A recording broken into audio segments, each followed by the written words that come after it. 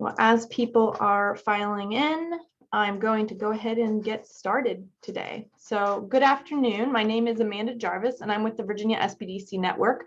For those of you that are not familiar with our organization, the Virginia Small Business Development Center is a partnership program between the U.S. Small Business Administration, George Mason University, and local host institutions throughout Virginia. With 27 locations across the Commonwealth, we provide training and technical assistance to small businesses in their local communities. Our one-on-one consulting services are available at no charge. Today's bootcamp, Success Through E-commerce, is presented by the Virginia SBDC Network. Be sure to check out our next digital bootcamp, Grow Your Business with Digital Marketing, on November 17th. We are recording today's presentation and it will be posted on our website, virginiasbdc.org. Due to the large number of participants, everyone's microphone is muted, but if you have questions during the presentation, you can type those into the Q&A box. We have also enabled the live transcript function, which you can show or hide via your meeting controls. And it is my pleasure to introduce our presenter for today's session. Cameron Nelson is Chief Digital Advisor for Virginia SBDC and Central Virginia SBDC. Mr. Nelson has over 18 years of experience in technology and as a senior tech consultant in Silicon Valley, helping Fortune 500 companies improve their digital marketing and e-commerce. At the same time, he founded several tech companies, including a software as service website for tree preservation and a blockchain platform for nonprofits. Cameron is accomplished in language culture, has an MBA and MA, and believes new technology products have the ability to help shape our world for the better. Please join me in welcoming our presenter for today, Cameron Nelson. Thanks for the introduction. And hello, everybody. Welcome to Success Through E-commerce. I'll be presenting to you today some ideas about building your website and your e-commerce strategy online to sell your products.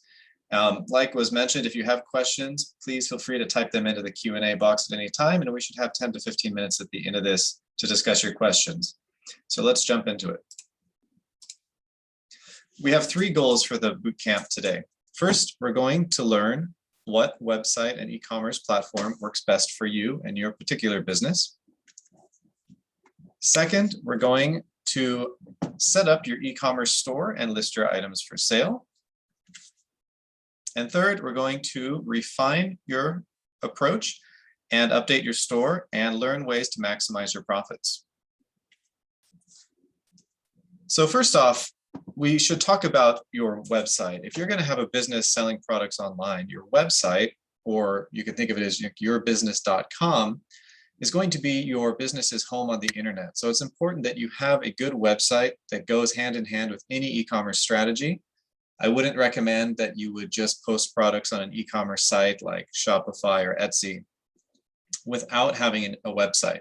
And the reason is because by having your own website, you have much more control over how your products are presented, how your company is presented. You can brand it and market it very specifically.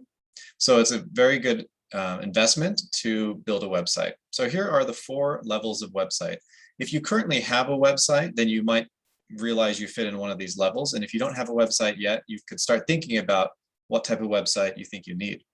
So to start with, we have a basic website, level 1. This is a very simple website that has no shopping or e-commerce capabilities.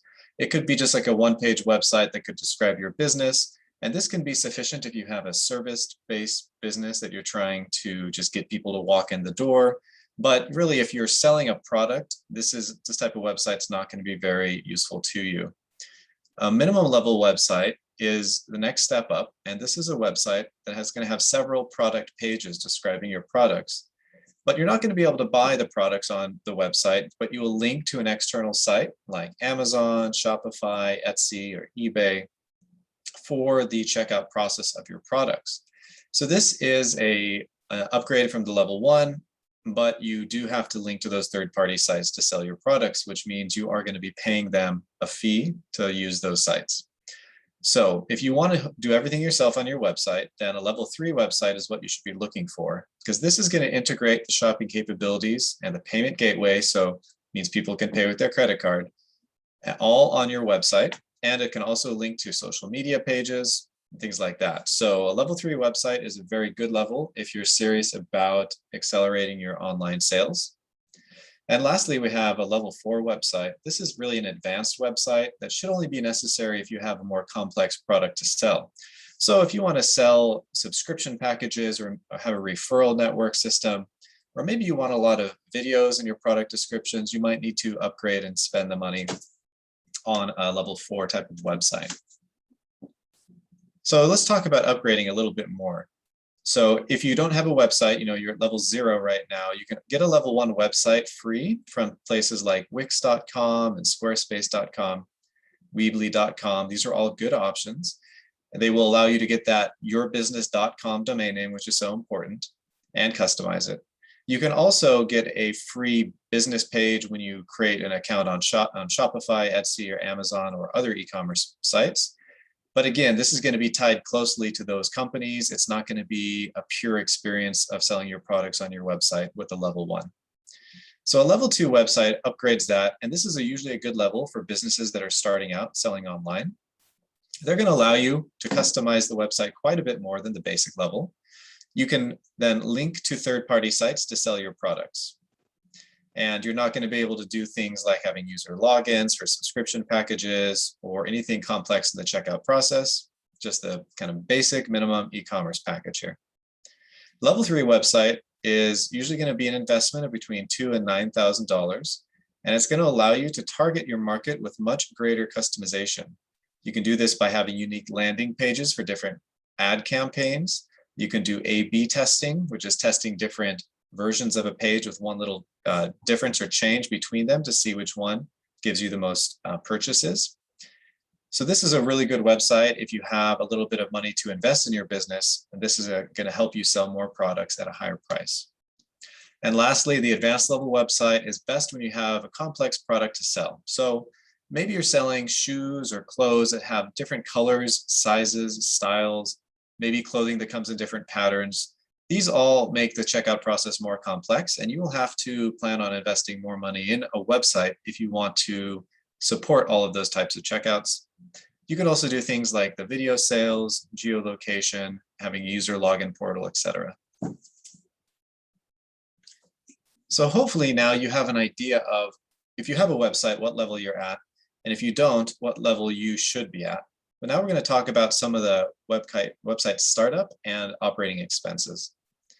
So first, you're going to pay for hosting of the domain name. This is to buy your .com. It's $20 a year, and that's the same for any type of website.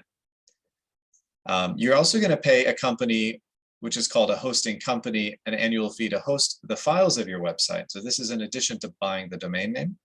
You can host with the same company you buy the domain name through, or separate companies. For example, GoDaddy.com and Google.com, they will both help you buy a domain and host it. Most people do that. They just pick one company to do both services because it's a bit simpler, but in some cases it might make more sense to split those two functions between different companies. So hosting fees for a basic website start at around $50 a year. Minimum website goes up to $100, robust $150, and advanced $250. The next thing you're going to want is an email address at your domain. It can be your first name if you want to make it a real personal type of approach, if you think that suits your business. You could also have info at your domain name or contact at are common. The cheapest email address you can get at your domain is about $12 a year. And you can get that, I've seen at Zoho, ZOHO.com, as well as some other websites will offer you an inexpensive email. But if you're going to be expanding your online business, it's usually a good idea to invest in a Google-powered email address for around $75 a year per email. This gives you access to all of the great Google Docs, Google Calendar, and all the same Google apps that you get free with a personal Gmail account. So it's just really handy, helps you keep organized. The next thing you're going to want to think about investing in is paid ads. Building a website is one part of the equation, but the other part is getting people to go there. And for that, paid ads delivers the fastest return on investment. And there are other ways of marketing, but paid ads is usually a good idea. If you just have a basic level website, I wouldn't recommend that you spend money on paid ads at that point. Rather, it's time to probably think about investing money to upgrade that website. If you have a minimum level website, the starting fee for ads to make a real impact in your business is around $100 a month.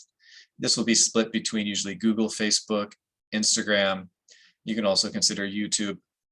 A robust level website is usually good to have a budget of around $3,000 a year. And an advanced level website, some companies easily spend $10,000 a year or more on their ads. The next expense to consider is the development cost. So this is if you have to hire a small development firm or freelance developer to help you set up your website. Now, I think with a basic level website on those services I mentioned, like Wix.com, anybody can figure out how to make a website there.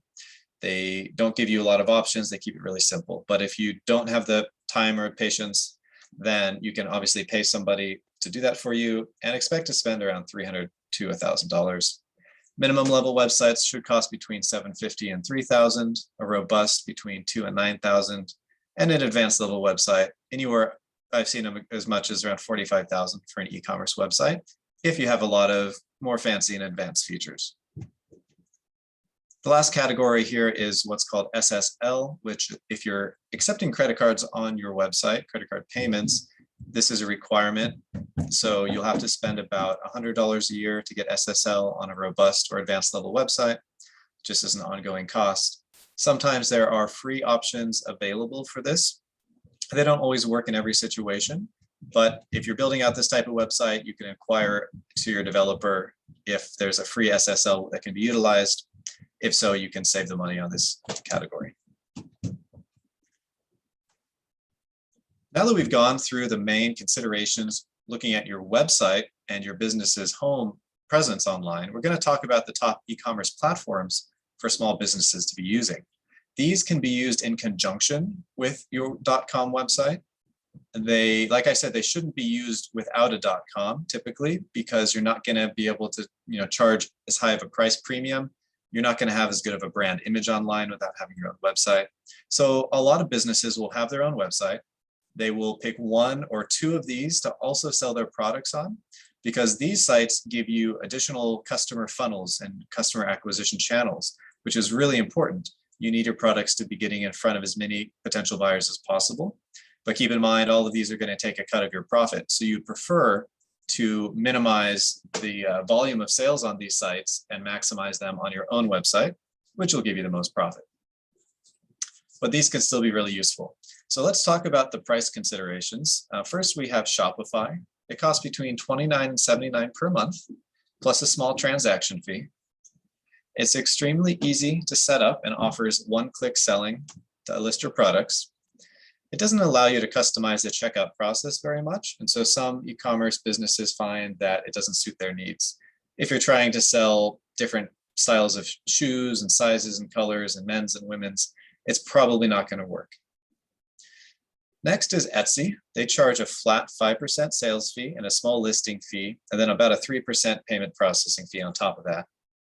Etsy's focused on the handmade and handcrafted vintage items, and it's also very easy to set up and post products on. Next is Facebook Shops, also called Facebook for Business. This is the newest e-commerce site on this list. They charge a flat 5% sales fee or a small shipment fee for items of $8 or less. So various ways you can pay. It's geared towards small businesses and merchants, preferably those who already have a Facebook page for their business and actively have a following there. That does help you sell. Also, if you have a large Instagram following, since Facebook owns Instagram, they're tied very closely together. So things on Facebook Shops will also appear in Instagram product searches. And one benefit is Facebook and Instagram is a huge ecosystem with over 2.5 billion users, which means they have a lot of organic search traffic. So after Google, Facebook is the world's second largest search engine for people looking for goods and services. So tapping into that huge demographic can be a powerful way to increase your online sales. Amazon is the world's largest e-commerce platform. They charge $1 per item or $40 a month, plus a fulfillment fee ranges between $2 and $6 typically. One nice thing about Amazon is that they will warehouse your products and ship them for you, handle your returns, even handle your customer complaints. They'll charge you for that in the fulfillment fees, but it can be handy to offload those duties, especially if you're a small company and you'd rather get off the ground and focus on other more strategic things than the day-to-day shipping, returns, and customer service. Amazon has a great interface for things that are being sold in multiple sizes and colors, which we'll see in a minute.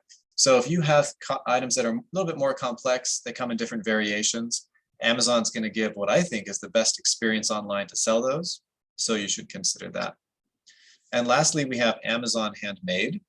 This was created to compete with Etsy, and they really focus on the handmade and handcraft items.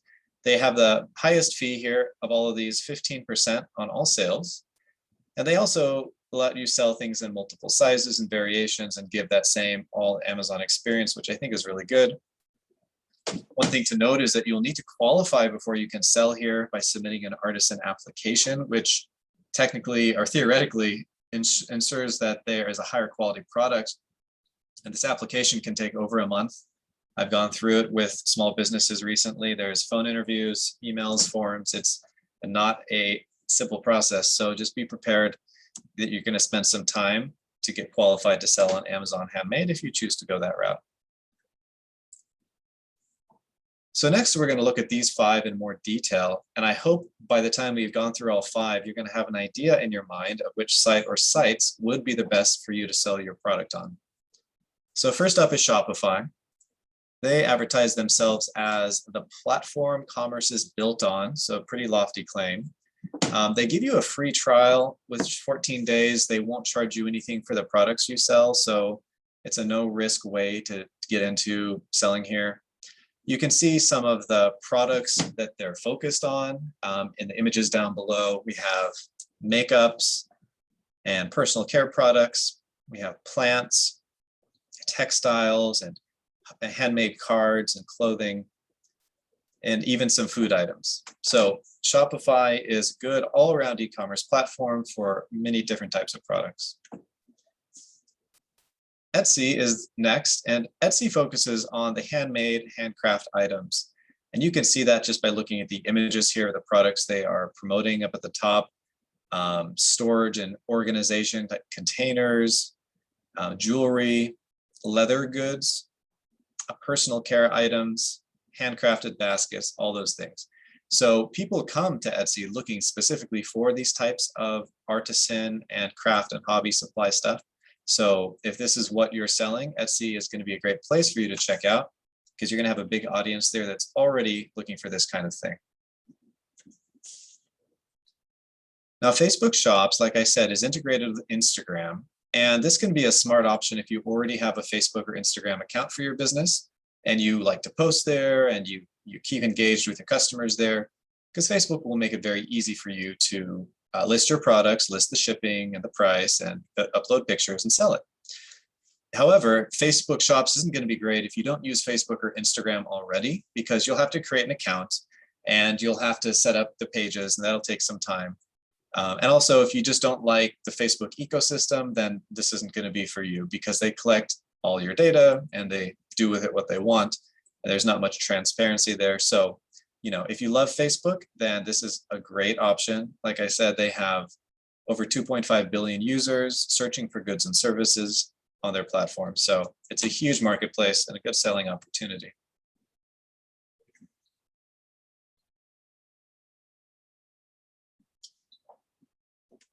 Next up is Amazon, a website I think we're all familiar with. So it's the world's largest e-commerce platform, and I think for good reason. They have an excellent user experience, interface, helps people find what they want to buy. It's good if you're listing products that are more complicated to sell, primarily because they allow the seller to create different drop-downs with options. So one drop-down menu could have shoe sizes, the next one could have shoe colors, and you can sort and pick your ideal product from the drop-downs. Not every e-commerce site offers that. So if you're looking for that, or if you're looking for somebody to fulfill your products, warehouse them and ship them and handle returns, then Amazon is going to be one of the best contenders of these options for you. And lastly, we have Amazon Handmade, which is meant to compete with Etsy, and they have an artisan application, so higher quality products here in general. You can see some of the items they are promoting to sell: handmade soaps. Looks like handmade candles, scrunchies, so textiles and clothings, leather work, bags, and all that stuff. So This is actually a really great way to be an elite group of Amazon artisans if you can pass the application process, which is not a guaranteed thing. So next, we're going to talk about how to set up your e-commerce store. So whichever of the 5 you end up wanting to sell your products on, these steps are going to be pretty much the same. First, you're going to find a product or products to sell. Then you're going to customize your e-commerce template, and then you're going to add your products. So how do you find a product to sell? You should first ask yourself, how many products do you plan on selling? I've talked to businesses who have hundreds or thousands of products, and I'll tell you that that's not a great route to go down, because it takes a lot of time to either gather or take good photos, to write product descriptions that are good, and to just manually post all those products. Most small businesses do not have the time to manage inventory of 100 or 1,000 items on Amazon or Shopify. So what I'd recommend is that you would look at the top 20 or 30 sellers if you have a lot of items, and just focus on making those really great products. Look at the ones that, again, sell the most, that if you're going into a holiday season, that they're going to take advantage of these trends. And if you're looking to determine what products to sell, ask yourself these questions. Does the product solve a customer pain point? And the bigger the pain it's solving, the better it's typically going to sell online. Does the product appeal to an enthusiast or a hobbyist crowd? If so, Etsy and Amazon Handmade will be great places to find those people looking to buy it. Does it go with your personal passion, and does it build on your professional experience? Because you're looking for every angle to give you a leg up on the competition here. So you really need to focus on those things which you have a unique edge on. Does it capitalize on trends early? And you can read customer reviews on existing products similar to the ones you're thinking of selling to see what people like about them, and especially what people don't like about them. It can give you some great ideas about what you should try selling. Litmus test before you launch. So this means if you have a whole range of, say, fall scarves, don't list 50 or 100 at once. Try listing 1 in each category, maybe 1 in each color. See which ones are selling the best, and then you can spend your time and energy on those products that are going to sell the best and make you the most revenue. You can browse what's trending on online marketplaces. Amazon shows you what the top seller is in almost every category on their website. So there's hundreds of different top sellers, and they'll show you that every day. So you can really see what types of products are being sold the most. Research products with a higher profit margin. This is because when you sell something online, even if you make a beautiful necklace and it's very custom and it's a unique, beautiful product, it's going to be hard to get that across in purely an online setting, because nobody can touch it and see that quality. So your products kind of become commoditized because it's hard to tell between one necklace and another which one's going to be the best. For that reason, you usually have to lower your prices, because price is usually the main motivating factor when choosing what product to buy online. So you've got to start with products that already have a high profit margin, with the expectation that you might very well have to lower your prices if you're selling online versus if you're selling them physically in a store. And always be on the lookout for new trends and opportunities, because certainly your competitors are doing that. So you need to stay competitive and stay alert. Next, you're going to customize your e-commerce template. So when you go and create an account on one of those e-commerce sites, they're going to present you with a range of feature-packed and beautiful templates that you can choose and to build your online store off of. You should ask yourself a few questions to determine which template is right for you. You should ask, what features do you want your store to have? Do you want it to have a video playing at the top? Do you want it to have customer reviews or testimonials? Make sure you find a style of homepage that incorporates that. And also think about, how do you want your customers to move around your store? Do you want to have all of your products listed on the homepage, which could work if you don't have too many, maybe you just have 10? Or do you want to break them up into categories, and what are those categories, and what are those pages? You're going to have to create those different pages. So just think about that navigation aspect. The next step is customizing, and it's really quite easy with these sites. You can change about anything you see, including the text size and the font to better fit your branding, the color, You can put your logo there. Of course, swap out the product images from the default template to your own. Usually move the positioning around a bit. Add the feature text description, bullet points, and embed links to social media. This last one is important because before a customer will buy from a new product, sometimes they're going to do some research on that company and that seller. So they might go to your website, your .com. So that's why it's a reason to have a good looking functional website.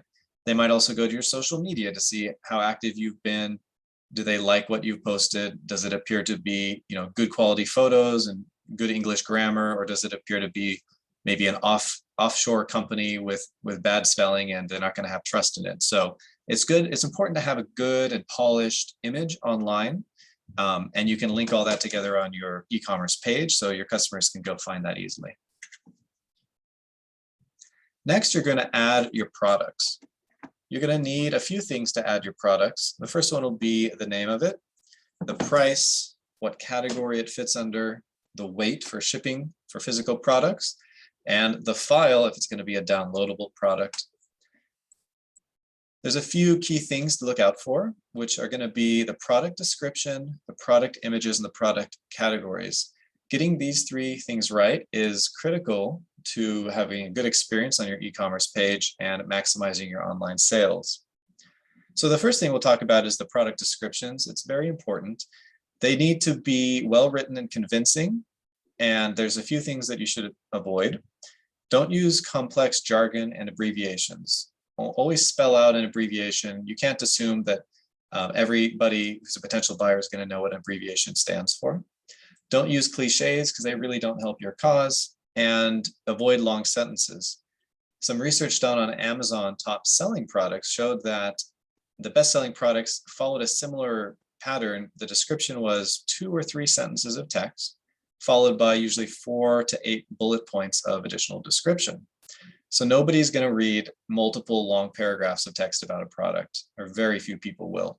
It's more important to interest them in the images and short text descriptions and draw them in a little bit more until they are, convinced enough that they want to purchase the product.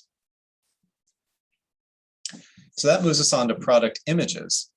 Images are one of the key ways that you can differentiate your product between your competitors. And like I said, selling online really reduces most products to a commodity. So one way to make your quality of the product stand out is with really nice photos. So this is really important.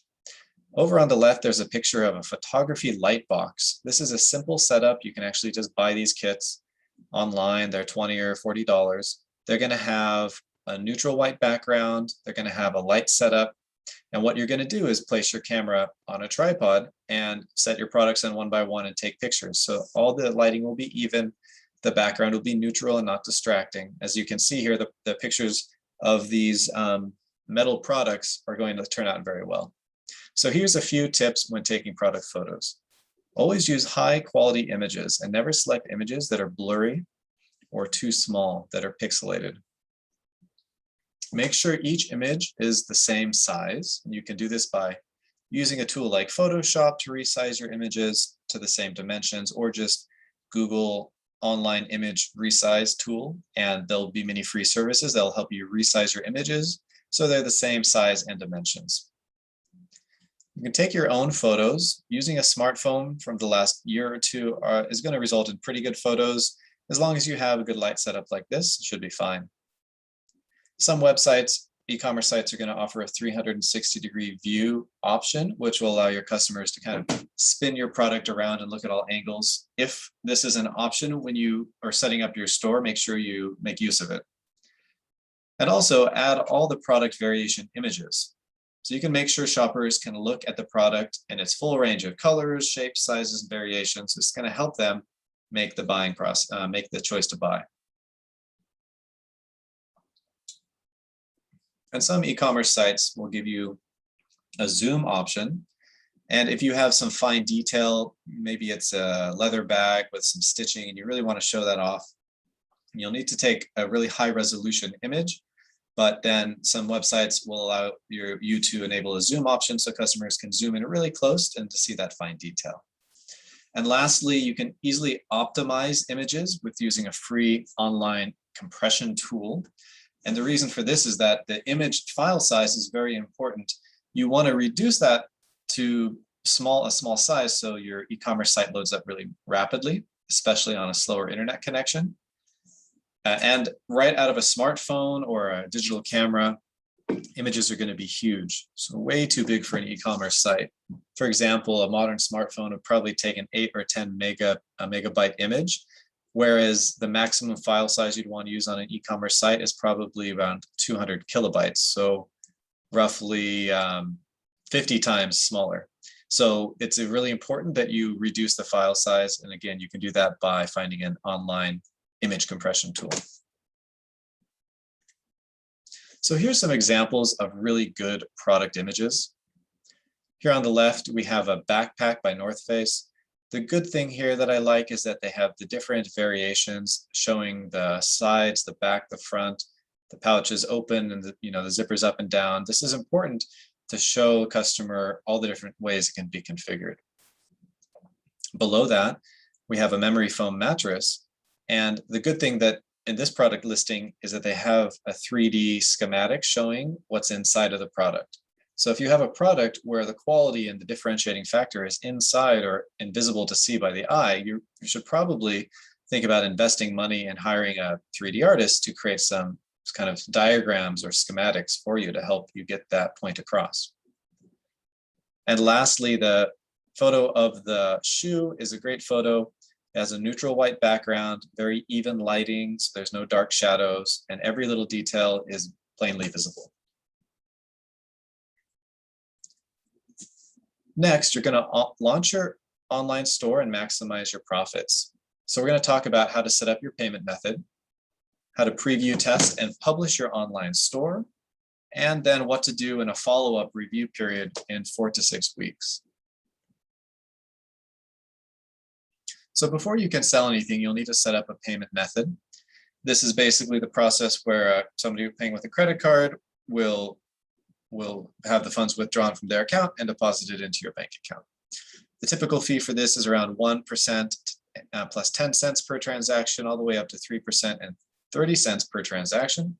And the reason for the big gap here is that it all depends on their bank, your bank, and any banks in between.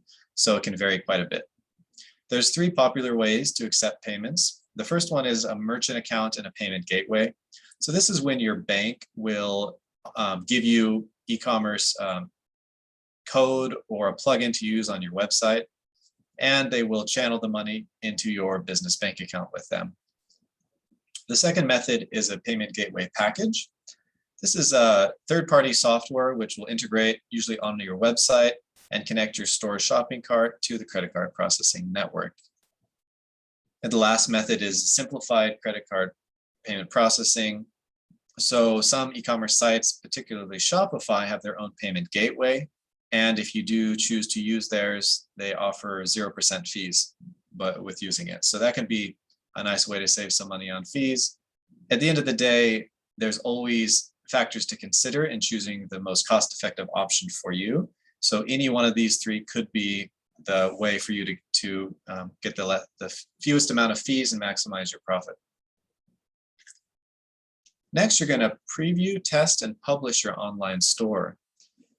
So before launching it, you're going to test your store, and you need to make sure that you're satisfying your customers' needs, that they're not going to find anything broken or disappointing. So when doing this, here's a few things that you should check. First off, does your checkout process work?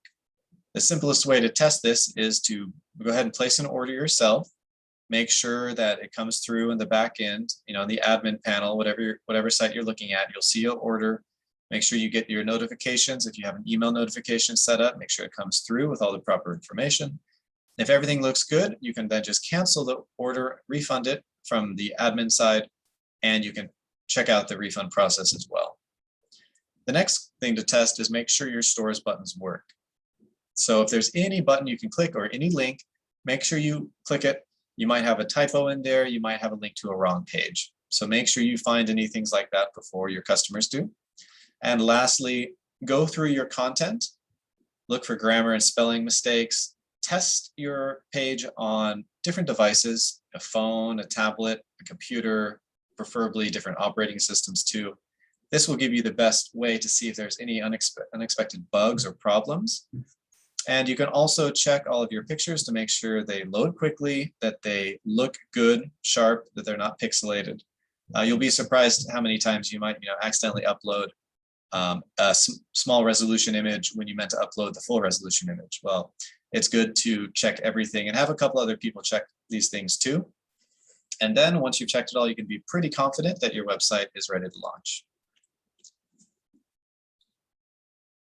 Because launching an e-commerce store is not the most intuitive thing in the world, it's a big learning curve. It's always a good idea to follow up with somebody like a business counselor or an advisor 4 to 6 weeks after you've launched. You want to talk to them about some things that you've learned.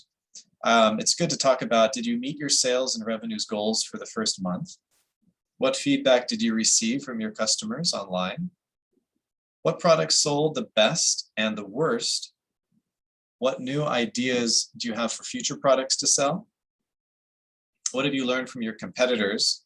You should always be looking for new competitors selling what you're selling, reading reviews on their products, and making a strategy based on that information. And also, what are you going to do differently in month 2+ to maximize your online profits? Well, thank you all for attending today. We're going to have some time for questions and answers now. So feel free to type them into the QA box at the top, and I'll get to as many of them as I can. Thank you. Thank you. Yes, so I have a couple in here. So first off, what's the difference between Shopify and Printify? I've never heard of Printify, actually. That's a new one to me. Shopify is a very large e-commerce platform allowing you to sell pretty much any type of physical product. I can only assume that Printify is for a print shop, like if you're trying to print photos or artwork, but I've never actually heard of Printify before. Great, thanks. Can you sell digital products on Facebook Marketplace? I've never seen anybody do that. I'm not sure it's possible. It depends a bit on which type of digital product. If you're looking to sell an ebook, for example, Amazon has a great interface for that. Also, if you're selling digital music, Amazon has a great experience. And the reason is because they'll allow people to stream a preview of the music, buy it, and they have a good system. If you want to tell us what type of digital content it is, it might help us get a better answer. Great. Given the recommendation to sell through our own website versus selling through a third party to maximize margin, would you be able to touch on online store options, example Wix versus Shopify versus ECWID, Equid, and best practices for driving sales to that? Okay. So Wix versus Shopify, Wix is really more of a very simple website building tool. They do compete with Shopify a little bit in the sense that they'll do credit card processing for your e-commerce sales, but you don't have to use it for that. Whereas Shopify, their only reason for existing is to help people sell products online. But you could have a Wix website that doesn't sell products online. So they are in kind of different categories. When you talk about creating a website with either one, it depends a little bit of what you're trying to sell. So if it's a physical good or if it's a service, it might influence you in one way or the other. So you could tell us a bit more information about that, or I should also mention that I'm available to meet one-on-one with anybody. So if there's a question that's a bit too complicated to answer in the time we have today, then feel free to reach out to me. My email address is here, and everything will be emailed to you after the presentation as well, so you can follow up. Thanks. Okay, this is another one about Printify, so I think we'll go to the next one.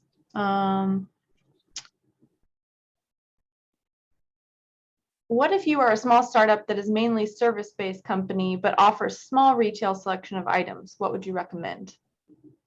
I guess as far as e-commerce or? Yeah, I guess I'll assume that you don't have any website right now, so you're kind of starting from scratch. Service-based businesses can do really well with a simple free website provided by Wix or Squarespace or Weebly. Like I said, Wix will give you some basic options to sell physical products. So that might be a good place to start. Wix is really good if you just want to set up a website to talk about your business, your service-based business. You could have pictures there, you could have your contact information there, and Wix will make a very easy experience for you to create that. The next level up would be WordPress, and WordPress allows you to pick from thousands of different themes and templates for your website, and then customize it however you need for now or in the future. So if you built a website in WordPress that was information about your service business, and then you want to add in product sales in a month or in a year, WordPress has flexibility with its plugin ecosystem to let you do pretty much anything you want. So it depends a bit. If you want to just do something quick and simple, then Wix. And then if you want something that can grow more with your business, I would probably think about WordPress. What about selling through Square? Yeah, that's a great question. Square's popped up on the e-commerce scene a bit more recently. It started out as a payment processor like Stripe, where you could run your credit card through the Square reader at merchants at booths or farmers markets, that kind of thing. And since then, Square has provided a platform similar to Shopify or Etsy. I haven't heard of many people using it, and I haven't heard much feedback.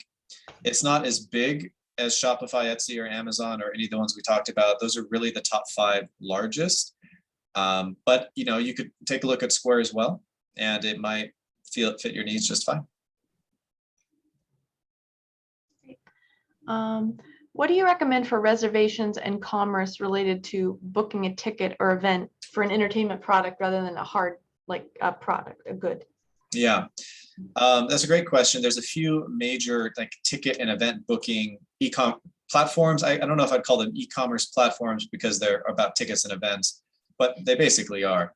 Eventbrite is, I think, the largest and probably the best. It's been used in many different industries, for-profit, non-profit, any kind of event or ticket sales will go through Eventbrite.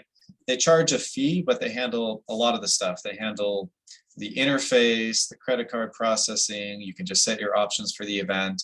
You can automate emails going out to people as reminders. It's great, but they do charge, and some people are put off by the fee and how expensive it gets. I think they take a small cut of every ticket sold, if I remember right. So I would start by looking at Eventbrite, and hopefully that meets your needs. Can I just accept payment through my business debit account to waive fees by the banks? So if you have a business checking account and you have a business debit card, it sounds like that's your situation, if I understand it. Unless you are having, if you're invoicing customers and they're paying by some sort of a wire transfer or ACH bank transfer, then yes, they can pay directly into your business debit account. But if you are taking credit cards online, you can't do that without having a payment processor in the middle. And they're gonna charge a fee of between 1% and 3% for all those credit cards processed. Great. So the next 2 are kind of specific to their industry, but I think they're interesting. We handle industrial products, chemicals, pumps, controllers, etc. Do you know of an e-commerce site for industrial material? Or I guess a recommendation maybe. Sure. Well, it's kind of a niche market, and it's not something that you're going to probably find on Shopify or Etsy. Depending on what kind of industrial equipment it is, Amazon could very possibly sell it. As long as it's nothing too huge like a car engine, which Amazon wouldn't deal with. If it's smaller types of things, you could definitely use Amazon and their warehouse to stock your items and ship them out. You can buy a lot of industrial products on Amazon. You could also consider eBay. eBay's sometimes good for a bit more, less mainstream items that could be big or very heavy. So you would then have to ship it yourself with eBay. They wouldn't do that. The third option is just you can build your e-commerce website. And I mentioned WordPress, so that would be a great platform for this. I've seen in WordPress themes that have to do with industrial product selling. And that essentially gives you a layout for your future website, which you can then customize with your products. And then you'll have to plan on investing a little bit of money, usually a couple $1,000s minimum, to build a website on WordPress. But that would be a good way. If you plan on investing some money into the business and you want to plan it for the long term, then I would consider your own WordPress website as a smart move, because it's going to give you a lot more flexibility than listing something on Amazon. And you're also going to pay a lot less fees for every purchase made. Great, thanks. This is coming from the same person who was asking about digital products and Facebook Marketplace. So this person says, I sell digital products such as social media ads and other creative designs. Is Shopify an applicable option? I don't think so. I've never seen Shopify selling a service to like make digital ads or digital marketing. Instead, I think you'd be looking at a marketplace like Upwork or Fiverr, which are marketplaces where independent developers or designers or marketers can list their services and even list packages, and people can just buy a package from you. So if you have kind of packaged services with certain prices and certain things you deliver, then I would look at Upwork and Fiverr as two places where you'll reach the right types of customers for that. Great. I received a grant for my website build on Squarespace Commerce so I could maintain it myself. Is there a benefit to move to Shopify as sales grow, or is Squarespace robust enough for future growth? I also have an Etsy shop. Okay. I guess it depends a little bit about your type of product and how much future growth you envision. I think that Squarespace is pretty competitive with Shopify as far as, are they going to allow you to do a lot of volume? Are their fees going to be reasonable? And the main thing is, are they going to give you the flexibility in the website there that you build with Squarespace to enable you to sell your products efficiently? So again, if you have products that come in different sizes and categories or colors, you might run into some limitations with Squarespace, and it's just you're finding that you can't list those products efficiently. If that's the case, then like I recommended to someone else a minute ago, I think creating your own website, so it'd be yourbusiness.com, and building that on a platform like WordPress would make a lot of sense, because it'll give you a lot of flexibility in how to develop that website to really reach that market effectively. And you can certainly link any kind of Shopify or Etsy selling page to your website, and over time you might end up getting more sales through the website than with your Shopify page. And some people then will just phase it out at that point, because you will always get more profit from your sales on your own website than selling through a third-party site like Shopify. Great. How does Facebook calculate shipping fees over $8? That's kind of specific. Well, Facebook is going to calculate shipping fees through a system very similar to most other e-commerce sites. They'll ask for the weight of the product and the dimensions of the box it's going to go into. So they're assuming that you have weighed each of your products that you're selling, and you have a packaging system in place. So you might say, look, this is a fragile vase. It's not very big, but it has to have a lot of bubble wrap, so the box is big. You give all the information to Facebook about the weight and the dimensions of the box, and they calculate the shipping. So this system works whether or not it's a $5 shipping fee or a $50 shipping fee, so you just give them that information once you measure the box. Great. I have another one, but I'm not sure because we talked about Printify earlier, but I'll go ahead and put it out there. Can I create a store using Shopify and ship custom products through Printify? Yeah, I don't know the answer to that because I'm not familiar with Printify. Yeah. Yeah, I mean, I'll take a look and I'll read Yeah. up on it, but yeah, I don't know the answer to that right now. Sorry. Okay, that is all the questions I have. Does anybody have any others? You can throw it in there real quick. If not, I think we are done a little early today. Yeah. Do you have anything else, Cameron? Well, I'll just say, I'm always interested in learning new things. So the person with the Printify question, feel free to reach out to me through email. We can talk about it some more. I could do some more research for you and try to find an answer that'll, help your business. Yes, and let me put a couple things here in the chat for you. Contact info, everybody. Hold on a second here.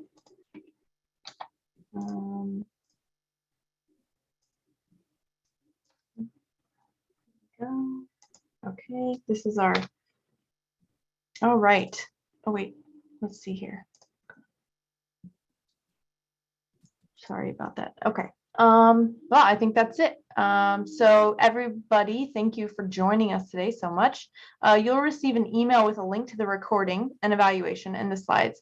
If you would like to sign up for upcoming webinars or access recorded webinars, please visit virginiaspdc.org/training. And be sure to check out our next digital boot camp, Grow Your Business with Digital Marketing, on November 17th. You can also access on our website the COVID Business Recovery Center, which we developed to help owners not only continue business operations, but to thrive and recover. These resources are designed to be used in collaboration with your local SBDC advisors. You can sign up for free and confidential sessions by emailing help@virginiaspdc.org or via our website. Thank you all so much again for attending, and we hope to see you at our next session. Thanks. Thanks, everybody. Have a great day. Bye-bye.